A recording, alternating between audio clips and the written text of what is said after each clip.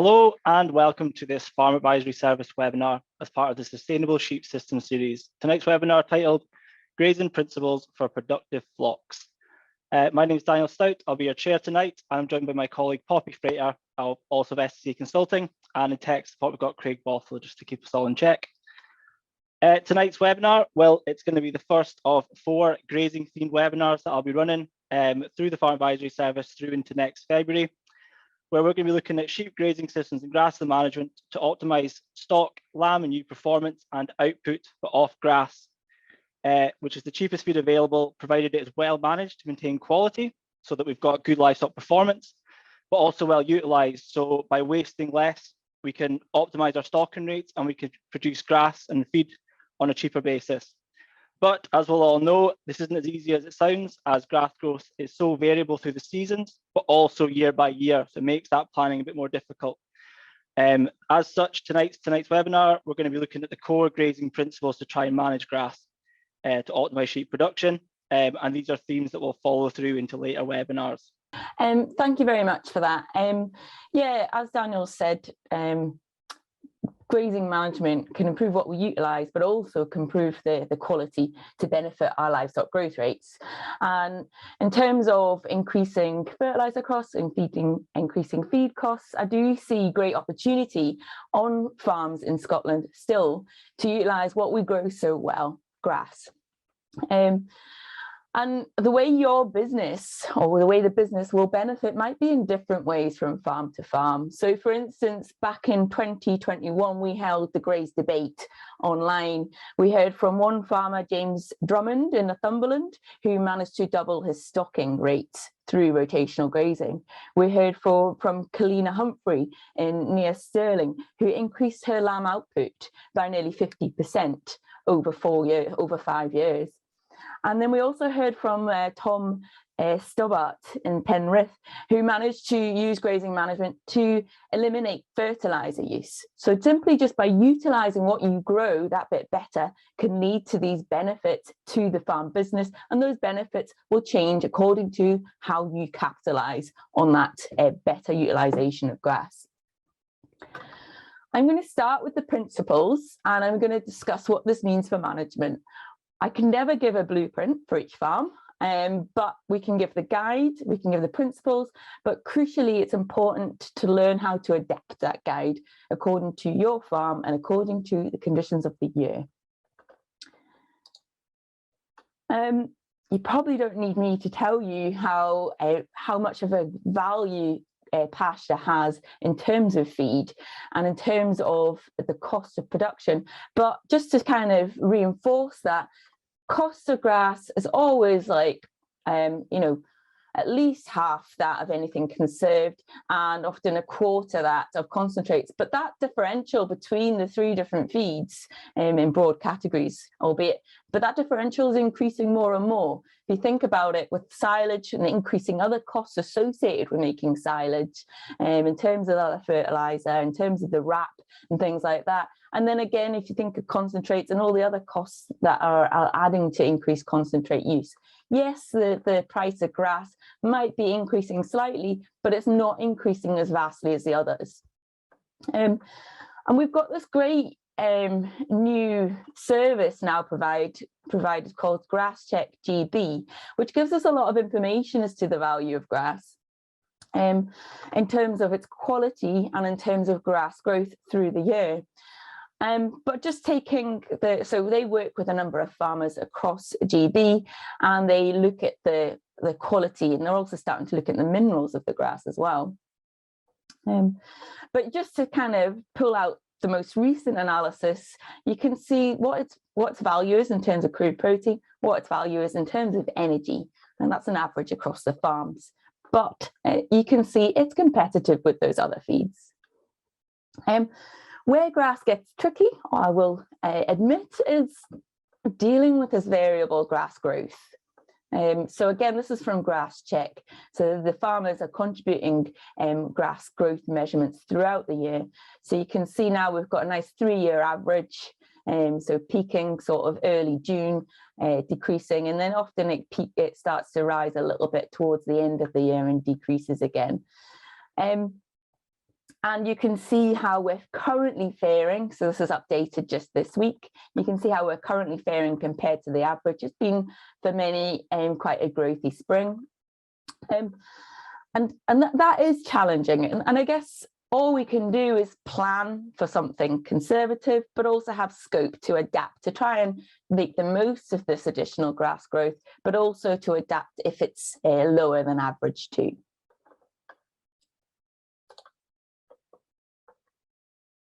I think this is something we must always remember. It isn't grass that we're selling off farm. It's grass that goes through an animal to produce meat, milk, wool, or whatever. So it's utilised grass yield, not just grass yield, that drives profitability. So this was taken from back in 2009, and this was research. Each of these blue dots is a farm, and they showed over an island the profitability versus the grass utilisation. And so they showed quite a nice relationship, that profitability increases with greater grass utilisation in kilos of dry matter per hectare. So yes, grass growth comes into it. I produce more, I've got more opportunity to utilise more, but utilisation is a big part of it too. So the more we utilise in each blade of grass on that grown on that farm, the more opportunity is for it to go into meat, milk, or wool.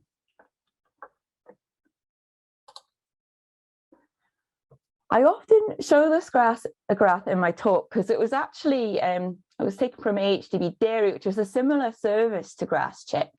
As the funding suggests, it was more focused on dairy farms. But this graph was actually a bit of a revelation to me, in that it showed the power of good grazing management in order to improve pasture quality throughout the season. So often, typically, well, sorry, I'll take a step back. So the line at the top here is crude protein percentage. So like I said, often, I mean, we saw on just before around the 19 mark, but often it's in around the 20s percentage. Often crude protein isn't actually something we need to worry about at grazed grass.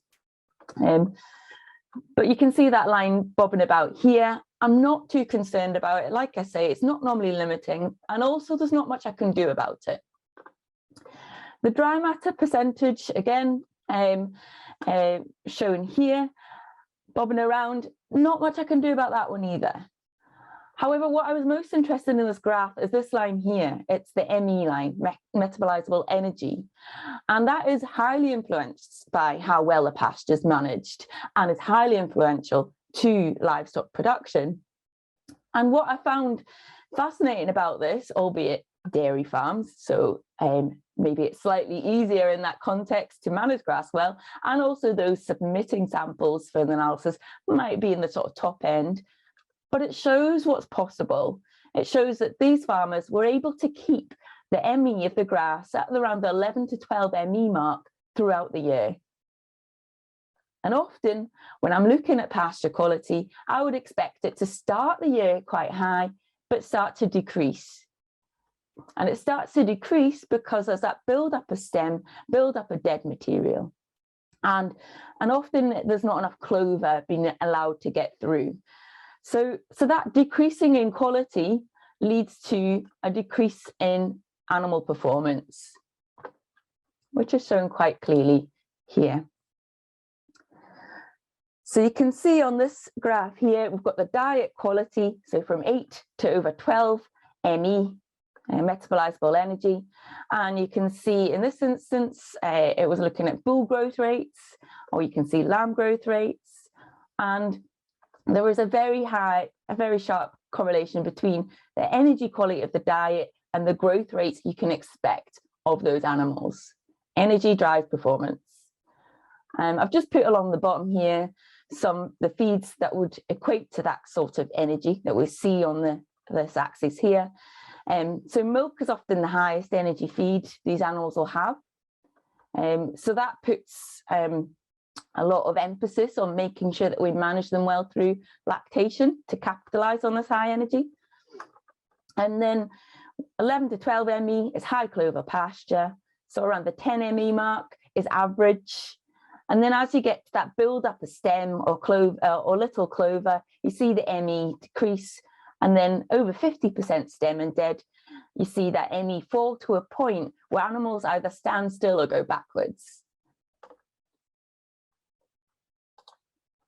So spring management is actually quite critical when it comes to managing pastures for the rest of the season, and which is a bit of a shame because there's so much going on at that time, but it is highly influential.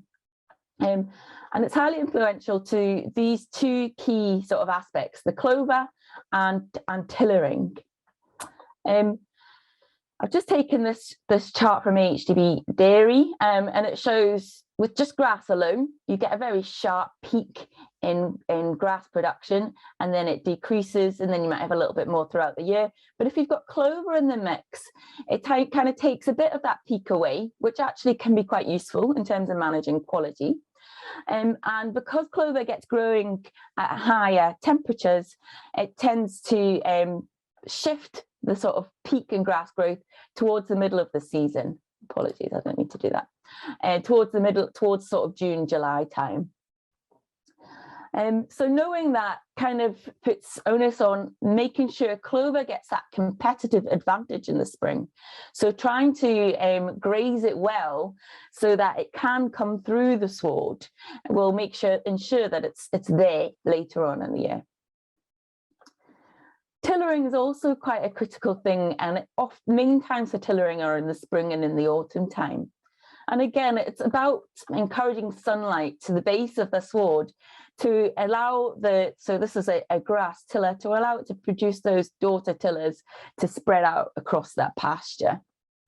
So spring management, keeping it in the sort of nice 6 to 8 centimetre zone is influential to these two really valuable processes.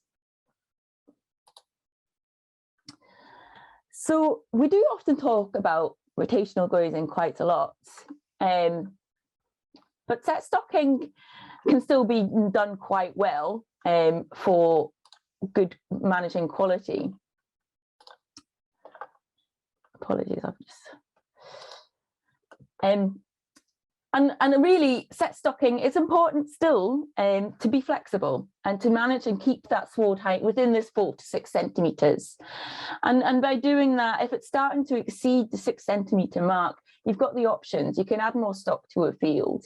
You can take a field out if there's several fields being utilised at the time, or you can take a proportion out, as shown in this diagram here. You can take a proportion out of the field using electric fencing. I've just taken a picture here, and I'll show again later on in terms of what it looks like, this 4 to 6 centimetres mark under set stocking. And yes, set stocking isn't utilising every blade most efficiently, but by doing this sort of flexible approach, we can maximise and manage quality through the year. Under rotational grazing, so putting animals through a series of small fields or paddocks in a planned way, it's often quite high stocking pressure. They're on the fields for a small period of time, so 1 to sort of 3 days, and then they're moved on through a series. And rotational grazing has added benefits. It makes it easier to control quality because it gives you that flexibility. You can say if you've got lots of paddocks, it's easier to take some of that area out and leave it for silage or deferred grazing or whatever the case may be. But fundamentally it increases utilisation. It gives animals that less opportunity to waste any grass in a field. Rotational grazing improves the species composition in the field. Animals, sheep, more so than cattle, are very selective, and they will always find the highest energy grasses in a field. And so if they're in a set sort situation, you're actually disadvantaging the high energy, the most palatable grasses in that field, because they're continually getting pressured from the sheep grazing. So by allowing that field to rest, allowing those palatable species a bit of rest, improves their competition against the weed species. And it gives you that opportunity to save grass, potentially for later on in the year. So rotational grazing has multiple benefits. A lot of rotational grazing principles come back to this, the 3-leaf rule. So one grass tiller can only have 3 leaves, only tends to have about 3 leaves on a tiller at a time. So once it's been grazed, it'll put up 1 new leaf, which incidentally is actually higher energy than the subsequent leaves. So again, in a set situation, this new leaf is often grazed quite quickly. However, if it's allowed to grow, it'll produce a 2nd new leaf and then a 3rd leaf. And then as that 4th leaf starts to grow, that 1st leaf dies. So that leaf death is preventing light getting to the base of the sward. It's representing a wasted feed opportunity, and it's just, detrimental to the quality of the sward going forward. So often when we are rotationally grazing, we're trying to coincide when they return to a paddock at this sort of stage, often the 3-leaf stage, or some that are keener might go in the 2.5 leaf stage, to get it when it's at its most productive, but also avoiding grazing it too soon so that we're not putting too much pressure on the plant. So for those that are wishing to try rotational grazing, I put this sort of simple approach up often as a bit of a guide to start with. But it starts with just simply splitting up fields more. So we're talking in the sort of 2.5 to 4 hectare region, 7 to 8 acres.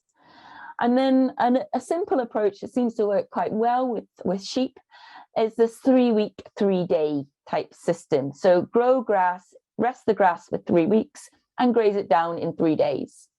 So that's a 24-day rotation altogether, 21 days rest and 3 days grazing. And then as a consequence of the 3 weeks, 3 days, so that's 24 days, that leads to 8 paddocks if grazing for 3 days in an interval. So that's quite a nice sort of starting point, quite a nice simple approach. It gives a bit of opportunity in the spring, perhaps, if it's growthier than planned, to take a paddock out and skip it and reduce it to a 21-day rotation. And also, if we're in a sort of being more conservative, it's a relatively sort of safe rotation for the spring and early summer. That said, for those wishing to just test the concept, simply splitting a field in half and moving the stock from one half to the next will give you an idea of how the grass responds to that grazing. Or if you've got animals across a number of fields, trying to bring more animal groups together a bit more and moving them across the fields could be a good starting point, just to test the concept, to give you confidence in it. Just a bit about grass height targets and why we advocate these targets. In the 3 to 4 centimetre mark, if we're not allowing the grass to get get above 4 centimetres, we're not allowing its solar panels, if you like, on each leaf to harness enough of that solar energy to grow more.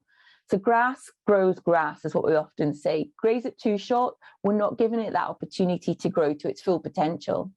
So in the 4 centimetre mark, you can see in this dark line here, the net production is kept quite low, and it's because the leaf production is kept quite low. And then if we go the other way and we go over 14 centimetres mark, you can see the net production starts to decrease, and that's because the leaf production has plateaued, but the dead material has increased so much. So the net production starts to decrease. So that's why the sort of 8 to 12 centimetre mark for those rotational grazing is often the sort of entry targets, because that's most optimal for leaf production in terms of leaf growth with moderate leaf death, with a bit of a sort of management on leaf death there. General rest periods as a guide, and what we see farmers practicing successfully here in Scotland, they can be in the spring, sort of from 14 to 21 days, in the summer 25 to 30, in the autumn that bit longer to 30 to 40, in the winter I say 90 to 100, some even go over up to 120. So general rest periods given for each season are provided there. And that just shows, one, how it must increase according to the grass growth. Okay, so it's increasing as the grass growth is declining. But those rest periods must always be adapted to the conditions of the season. So often those that were, if you remember back in 2018, when grass growth was really low in the summer, we were looking at sort of often over a 40-day rest period at that time. So the rest period absolutely must adapt according to what we're seeing in practice. And I often get asked about a bit of a guide to stocking rate, and so and also group sizes. And so I've put this out in a table, which is available online on the FAS Scotland website, which gives a bit of a guide for different groups of animals, the maximum group size that you might use for each of these groups. And that's often dictated on what's manageable in terms of, for instance, if I've got 250 ewes and twins, 500 lambs to does in a day is most likely going to be my limit. So it's in terms of what's manageable staff wise, but also sheep and cattle, you know, it gets to a group size where they start to get unhappy. So that's a bit of a guide to group size there. There's a guide to stocking rate here in brackets per acre, and that's based on quite conservative summer growth rates. So with those figures, we've got an area required for this group size. So you can see the sort of area required, and you can see those paddock sizes coming in here. So from 2 to 2.8 hectares. The target grass height on entry given here, so 8 to 10 centimetres. And this is my indication whether I've got the rotation right. So if the paddocks are exceeding that target grass height, then that's letting me know the grass is growing faster than I am getting round. So I should shorten that rest period. And if it's not quite reaching the 8 centimetre mark by the time I come round, then that's letting me know that I'm going round faster than the grass is growing, and I need to increase that rest period. So this column is quite useful just to gauge how well the rotation is going. And then target grass height on exit in the 4 to 5 centimetres mark. And I often say 5 centimetres is often better for animal performance than 4 centimetres.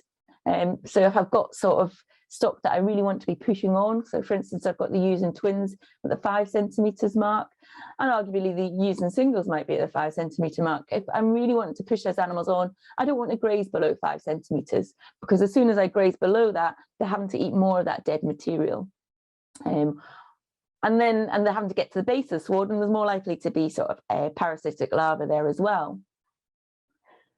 However, if I don't graze low enough, then I'm going to struggle to maintain quality, so that a deterioration in quality is going to occur. So that's just a bit of a guide as to how it might work in practice. And I've just taken these pictures from this AHDB guide just to show what it looks like. So the 4 to 5 centimetres mark, that's when you want stock out. I call this the grazing sweet spot. So this is useful for those under set stocking, as I showed earlier. Stock in 8 to 10 centimetres, and out of control 10 to 13. So that's when you might start looking at closing it up to cut silage. So too much grass height, so you're above target entry height.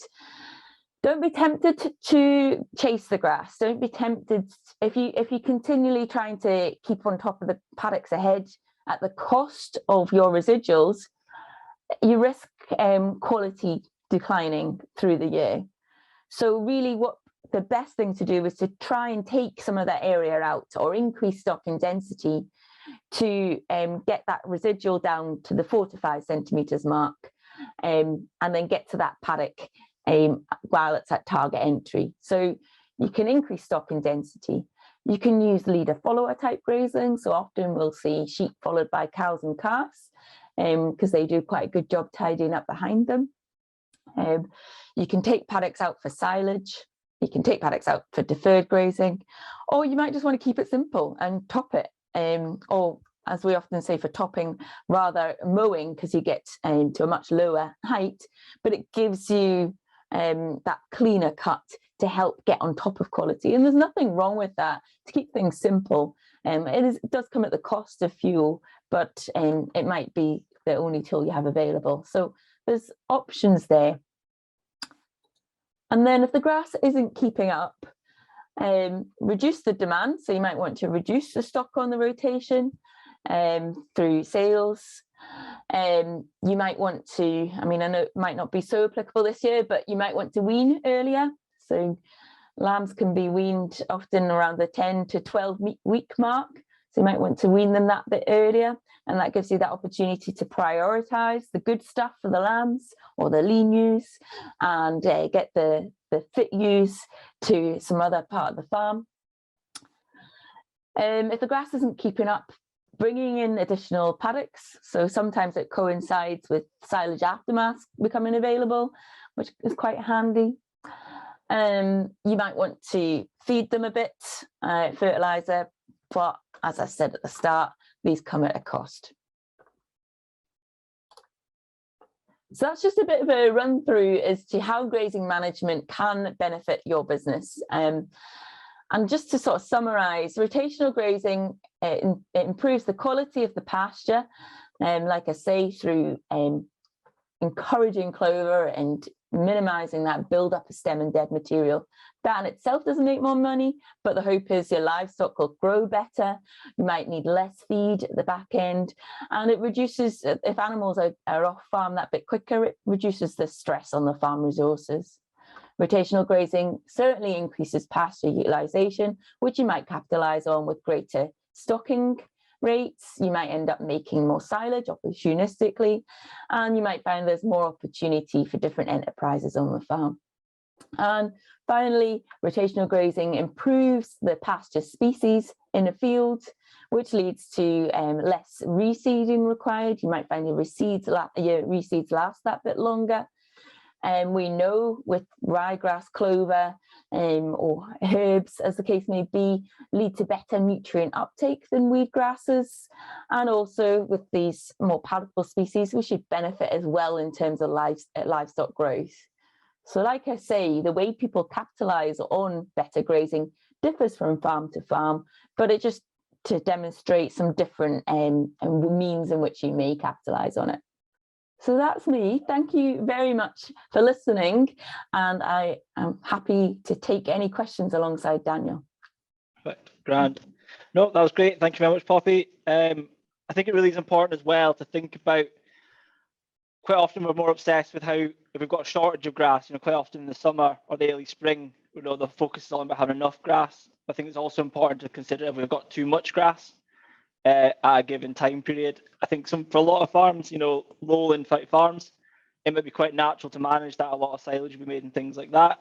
But I do think there's a good scope for this kind of deferred type grazing on more upland farms, where, for example, we do not cut, that's not an option. And naturally we have 100 ewes and that's what it carries. But actually that's always going to be conservative. And a lot of summers we're going to find that, as most farms will see, a build-up of stem and build-up of dead material. But actually by just putting a simple fence up or by closing portions out, we will maintain quality. And although that might just seem like a waste of time, by increasing the stocking rate on that area, consolidating the stock in that smaller area, you're going to maintain quality better. And what you're going to see is better lamb performance late summer, when naturally we do see a deterioration in lamb growth rates coming up to weaning. But we might just not always be, I suppose, truly aware of it. And thank you for listening. Is there any questions? I'll just get them up. Poppy, we've got one here. What if we are trying to introduce diverse pastures with lots of herbs?